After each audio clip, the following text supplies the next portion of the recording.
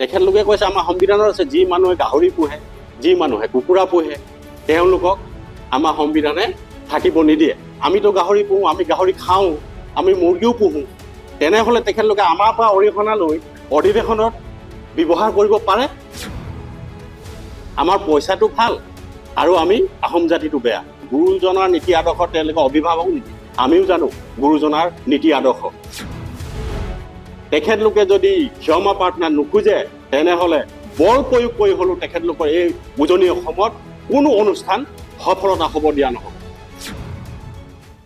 12 ফেব্ৰুৱাৰীত তেখেতলোকে আমাৰ জ্ঞাতিয়ে এজনক চন্দ্ৰ বৰুৱা নামৰ এজনক তেখেতলোকে মেডাম মেফি নিচিনা এটা পবিত্ৰ অনুষ্ঠানত যোৱাৰ কাৰণে তেখেতলোকে এঘৰীয়া কৰিছিল আৰু ধৰ্মদণ্ড দিছিল আৰু তেখেতলোকৰ সংগী ভকতৰ পৰা বহিষ্কাৰ কৰিছিল। আমি 12 তাৰিখৰ পৰা মনে মনে আছিলোঁ তেখেতলোকে ভুল কৰিছে, তেখেতলোকে ভুলৰ ক্ষমা খুজিব বুলি জনগোষ্ঠীটোৰ ওচৰত। কিন্তু তেখেতলোকে আজিলৈকে আমি দেখা পালোঁ তেখেতলোকে উল্টা দম্ভালি মাৰি আমাৰ জাতিটোৰ ওপৰত, আমাৰ কিছুমান সংগ্ৰামী সতীৰ্থৰ ওপৰত তেখেতলোকে এজাহাৰ দাখিল কৰিছে। আজি ওলাই আহিবলগীয়া কাৰণটো এইটো হ'ল, মই অকণমান পিছলৈ যাম।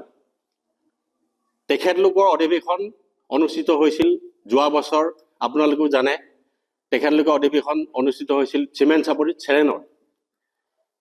আৰু তেখেতলোকে আমাক সদায় কয়, আমাৰ নীতি আদৰ্শৰ কথা কয়, গুৰুজনৰ নীতি আদৰ্শৰ কথা কয়, সংবিধানৰ দোহাৰি দি তেখেতলোকে আজিলৈকে ক্ষমা প্ৰাৰ্থনা খোজা নাই জনগোষ্ঠীটোৰ ওচৰত। গতিকে মই চিমেণ্ট চাপৰি অধিৱেশনলৈ যাবলৈ বিচাৰিছোঁ। তেখেতলোকে যেতিয়া চিমেণ্ট চাপৰিত অধিৱেশনখন অনুষ্ঠিত কৰিছিল তেতিয়া পাছিঘাটত তেখেতলোকৰ সংগী ভকত, স্বয়ং মই তেতিয়া আছিলোঁ তাত, তেখেতলোকৰ সংগী ভকত গৈ পাছিঘাটত এটা নামঘৰ আছে, সেই নামঘৰৰ নামটো হ'ল শ্ৰী শ্ৰী শংকৰগুৰু কৃষ্টি কেন্দ্ৰ পাছিঘাট। তেখেতলোকে তাত গৈ আমাৰ ওচৰত গৈছিল, গৈ কিনে তেখেতলোকে কৈছিল যে আমাক এই অনুষ্ঠানটো পাতিবৰ কাৰণে আপোনালোকে আমাক অলপ আৰ্থিক সহায় সহযোগ কৰিব। আমি গুৰুজনাৰ নীতি আদৰ্শৰ মতে, আমি শংকৰ সংঘৰী নহয়, সেই গুৰুজনাৰ নীতি আদৰ্শ মতে তেখেতলোকক আমি সহায় সহযোগ কৰি কিছু আমি প্ৰত্যেক জনগোষ্ঠীয়ে মিলি তেখেতলোকক আমি অৰিহণা যোগাইছিলোঁ।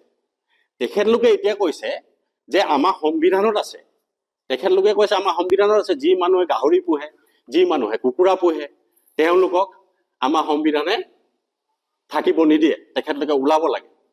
যদি তেওঁলোকে কৈছে তেওঁলোকৰ সংবিধানত আছিলে, যেতিয়া আমাৰ ওচৰলৈ গৈছিলে আমিতো গাহৰি পোহোঁ, আমি গাহৰি খাওঁ, আমি মুৰ্গীও পোহোঁ, তেনেহ'লে তেখেতলোকে আমাৰ পৰা অৰিহণা লৈ অধিৱেশনত ব্যৱহাৰ কৰিব পাৰে।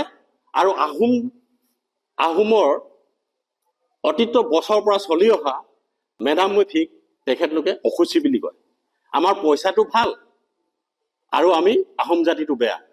সিমানতে নহয়, আমাৰ মানুহ পাছিঘাটৰ পৰা 100 কিলোমিটাৰ নিজৰ গাড়ী লৈ তেখেতলোকৰ অধিৱেশনত তেখেতলোকৰ শিবিৰ পজা বনাবৰ কাৰণে আমাৰ মানুহে 3 দিনকৈ নিজৰ গাড়ী 100 কিলোমিটাৰ আহি তেখেতলোকৰ নৰা কাটি দিছিল, কিন্তু কোনো তাত শংকৰ সংঘৰী নাছিলে। আমাৰ মনবিলাক তেনেকুৱা। আজি তেখেতলোকে আমাৰ ওচৰত ক্ষমা খোজা নাই, সেই সংবিধানৰ দোহাৰি দি। গুৰুজনাৰ নীতি আদৰ্শ তেওঁলোকে অভিভাৱক নেকি? আমিও জানো গুৰুজনাৰ নীতি আদৰ্শ।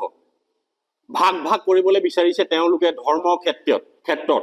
সেয়াই আজি আমি আগৰ পৰা কৈ আহিছোঁ, তেখেতলোকে যদি শংকৰ সংঘই এই আমাৰ মুখ্য যিকেইজন কেন্দ্ৰীয় সমিতিৰ বিষয়ববীয়া তেখেতলোকে যদি জনগোষ্ঠীটোৰ ওচৰত ক্ষমা নোখোজে তেনেহ'লে আগৰ পৰা কৈ থকা হৈছে আমাৰ বিভিন্ন নেতৃত্ববৰ্গই, আজিও আমি হুংকাৰ দিছোঁ তেখেতলোকক